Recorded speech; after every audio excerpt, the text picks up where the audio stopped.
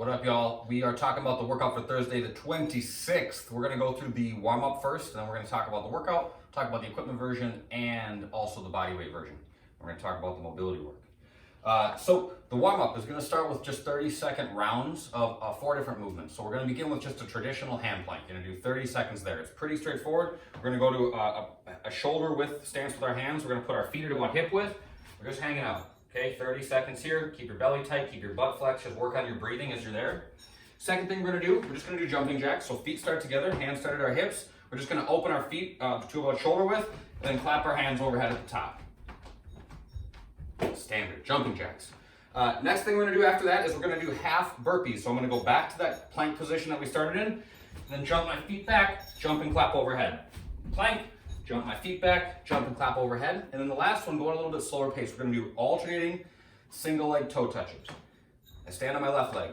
I lock out my opposite, so my right leg is extended. I'm gonna fold forward, lower down until my hands touch my feet, or just get to mid shin or something like that, and then stand back up and switch sides. Standing leg is bent, lifting leg is locked, fold forward, and then stand back up. Should just be a nice little stretch on the back of the legs.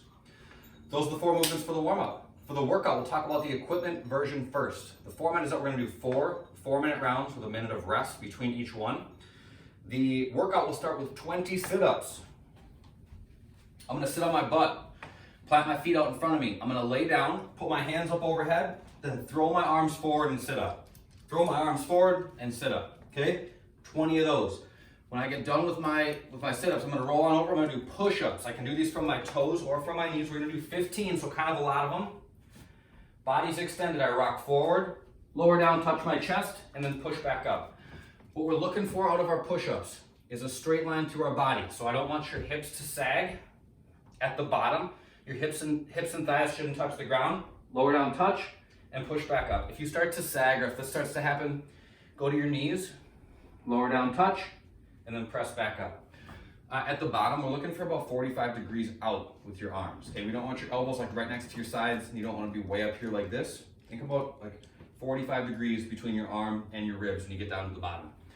After your 15 sit-ups, we're gonna do 10 alternating dumbbell snatches. So I got a couple different weights here. 10 is not a ton of them relative to the other things, so you might want to choose the heavier one.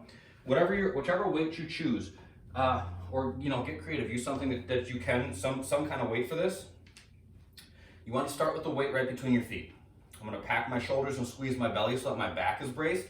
And then I'm going to try to fold forward to get the weight without twisting very much. So I'm going to stay square, reach down, grab a hold of the thing. I'm going to open my hips up, keep it close, and then on the way up, my arm's fully extended, I'm showing control, and the pinky edge of my hand is pointing forward. I'm going to come back down, set the weight back down, keeping my back flat, switch hands, open my hips, and come all the way up to overhead. Set it back down, switch hands, open my hips, and come all the way up. The idea with the snatches is to make this motion, the opening of your hips, be the driving force that sends the dumbbell to overhead.